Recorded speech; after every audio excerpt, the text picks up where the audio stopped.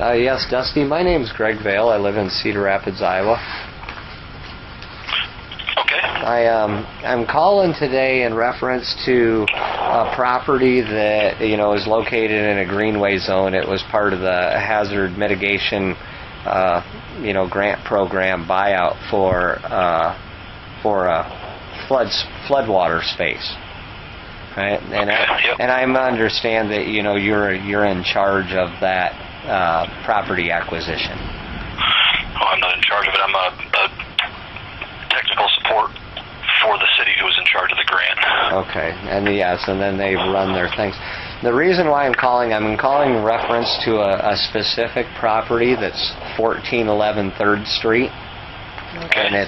And it's been brought up a couple of different times, and the property itself has been purchased through the grant program, and so now the city is the sub grantor or whatever, and this particular property is under a historic list. It's scheduled for demolition, and we're trying to stop the demolition, and it's under a historic list for being one of the Armstrong houses.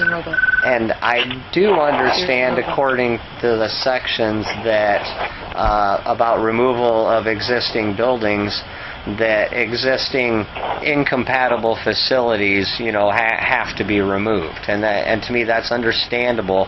But in this case I'm looking at a building that is made not only historical but is also made out of stonework, and in looking at the building and considering the fact that when they demo the building they fill in the hole that's the basement, that this building is actually going to, by taking the building out, they're actually going to have less water space, where if you guys left the building and used it for a different purpose, the building could be set to a code today that would allow for the basement windows to be punch outs in the basement, then to fill up with water instead of being filled up with dirt, which is what's going to happen when you demo it.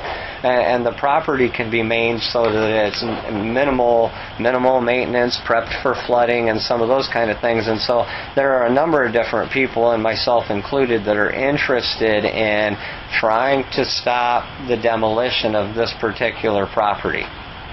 And the main reason is around historical, perspective. Okay, I understand. And so is there something that we can do about that? I mean, is there a specific way we can go? Because I know we got to get around the law of this 8019 D7D in here, removal of existing buildings, and in order to get around that, we essentially have to show that it's not an incompatible facility, that this place could be considered compatible with the flood requirements if it was a building that was allowed to flood, in case we had one.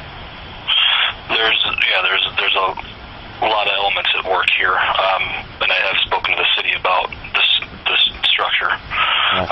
The grant that they have, the project that they have approved through Iowa Homeland Security Emergency Management and FEMA, calls for, as you stated, that property, that not the structure but the property itself, to be converted to open space compliant with the 44 CFR Part 80.19.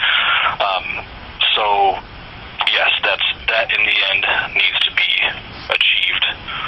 Okay, well, and see, that's what I'm saying. I'm looking at that law right now. I mean, I'm looking at 8019 right here, and the specific terminology they use is that existing incompatible facilities, right? And so, but I don't necessarily, because the building's made out of stone and it's not wood, and so the things that are there, I mean, as being flooded, if dried out, they don't rot, they don't develop mold, it's easily cleanable, and some of those kind of things.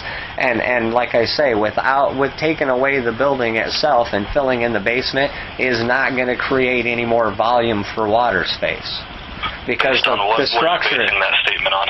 Because what's that now? What are you basing that statement on? Is there an engineering study that you've completed that would indicate that that's not going to, and that's, I don't even know that it's relevant, but I don't think there's any basis for that statement, first off. No, but Calculus 1, Calculus 2 in college doesn't take a rocket scientist to go over here and figure out the volume of space that, that the basement takes that will allow water compared to the volume of space of the size of this house. I mean, it's single-story building. It's nothing that it's taken up as far as volume of space. If this house was allowed to flood, then I guarantee you right now, if I demoed this house, I could fit it in the basement. I could crush it down and fit it in the basement. So I mean, I'm not sure how any of this is relevant. What is it that you're trying to that you want my assistance with? I'm saying that it does not have to be removed according to 8019-7D, the law that you're referring to that says that it has to be removed, because this is not an existing incompatible facility. It needs to be removed based on the scope of work of the project that the city has approved. And what is the scope of work of the project the city has approved? Because I haven't seen any actual project from the city yet. Well, and project specifically identifies that building will be demolished or removed from that property. I live 3 houses from this place. So the area that you're talking about, a greenway acquisition, I mean, I'm living in the middle of it. I look at this place every single day. Okay, I still don't understand what it is that you want my help with, though. Turn it into a restroom. We want the city to be able to have the permission to turn this into something else by your authority. Well, the city needs to request that. If they wanted to do so, then that would require they follow all the necessary steps to do so. They don't make a request because they say that you tell them that this building has to go. And I have a copy of an email that you just sent to Joe O'Hearn telling him that it had to be demolished within 90 days. An email. I'll their project calls for that. If they want to do something outside of what their project calls for, they need to modify their project or submit a new project. But do you see my conflict? There's you telling them that it has to go, and because you're telling them that it has to go, they won't apply to try to do something else with it because they believe in their mind that it has to go. The city's project dictates that it has to be removed from that property, not me. I'm simply a technical support expert on the program that I give them advice on how their project needs to be implemented so that it meets requirements.